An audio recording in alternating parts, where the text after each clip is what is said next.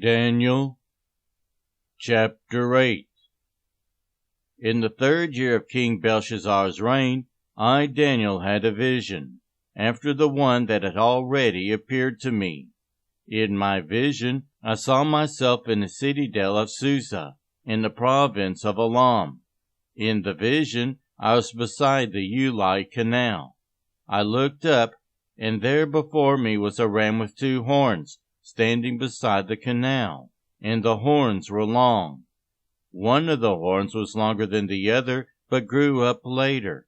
I watched the ram as it charged toward the west, and the north, and the south. No animal could stand against it, and none could rescue from its power. It did as it pleased, and became great. As I was thinking about this, suddenly a goat with a prominent horn between its eyes came from the west, crossing the whole earth without touching the ground. It came toward the 2-horned ram I had seen standing beside the canal, and charged at it in great rage. I saw it attack the ram furiously, striking the ram and shattering its 2 horns. The ram was powerless to stand against it. The goat knocked it to the ground and trampled on it, and none could rescue the ram from its power. The goat became very great, but at the height of its power the large horn was broken off, and in its place 4 prominent horns grew up from the 4 winds of heaven. Out of one of them came another horn, which started small but grew in power to the south and to the east, and toward the beautiful land. It grew until it reached the host of the heavens, and it threw some of the starry host down to the earth and trampled on them. It set itself up to be as great as the commander of the army of the Lord. It took away the daily sacrifice from the Lord, and its sanctuary was thrown down. Because of rebellion, the Lord's people and the daily sacrifice were given over to it. It prospered in everything it did, and truth was thrown to the ground.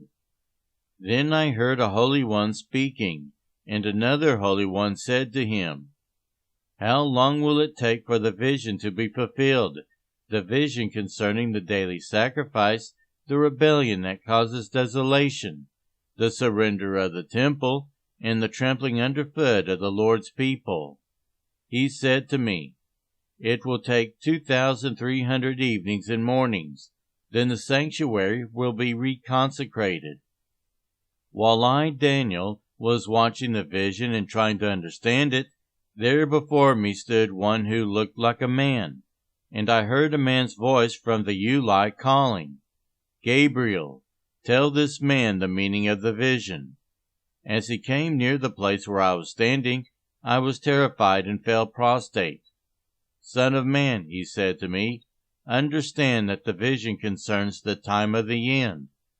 While he was speaking to me, I was in a deep sleep, with my face to the ground. Then he touched me and raised me to my feet. He said, "I am going to tell you what will happen later in the time of wrath, because the vision concerns the appointed time of the end. The 2-horned ram that you saw represents the kings of Media and Persia. The shaggy goat is the king of Greece, and the large horn between its eyes is the first king. The 4 horns that replace the one that was broken off represent 4 kingdoms that will emerge from his nation, but will not have the same power.